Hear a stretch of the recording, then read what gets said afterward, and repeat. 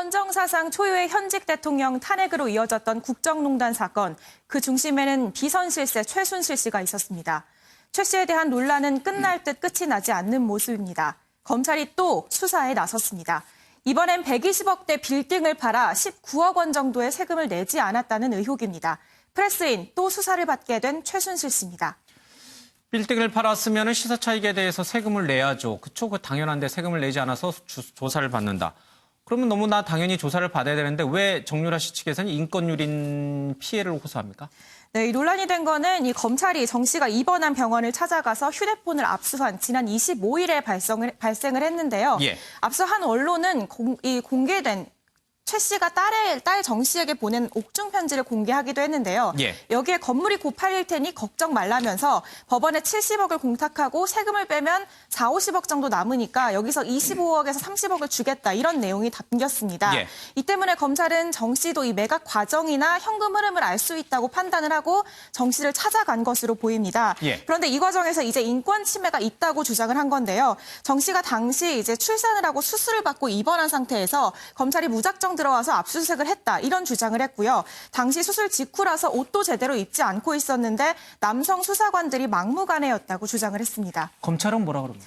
네, 검찰도 당연히 이제 반박을 내놨습니다. 예. 일단 요지는 적법한 절차에 따른 압수수색이었다는 거고요. 당시에 이제 남편에게 이 압수수색을 하기 위해서 왔다는 설명이 있었고 그 후에 이제 정 씨가 옷을 입을 때까지 밖에서 대기하다가 여성 수사관이 이제 문을 두드리고 그 후에 정 씨가 문을 열어줘서 들어갔다 이렇게 해명을 했습니다. 예.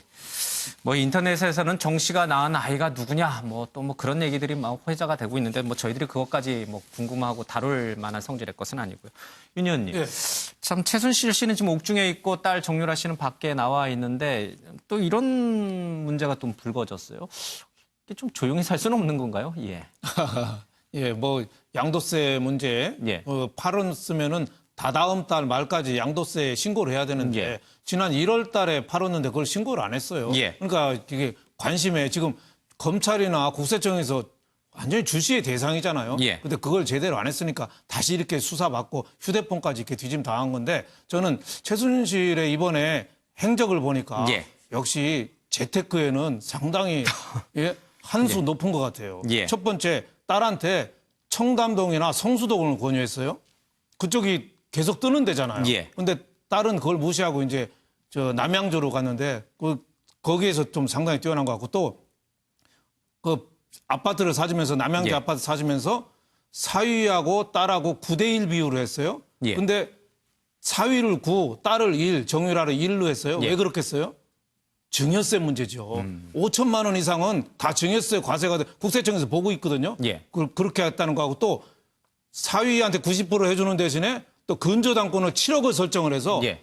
이 최순실 이름으로 이 건은 내 거니까 함부로 팔지 마. 이렇게 딱 선언하니까 상당히 재테크에는 한수가 능하다. 높은 분이다 하는데 모든 일에 좀 투명했으면 좋은데 양도세라든지 이런 게 좀 불분명한 게 다시 수사를 받는 원인이 된 거 아닌가 싶습니다. 네. 알겠습니다.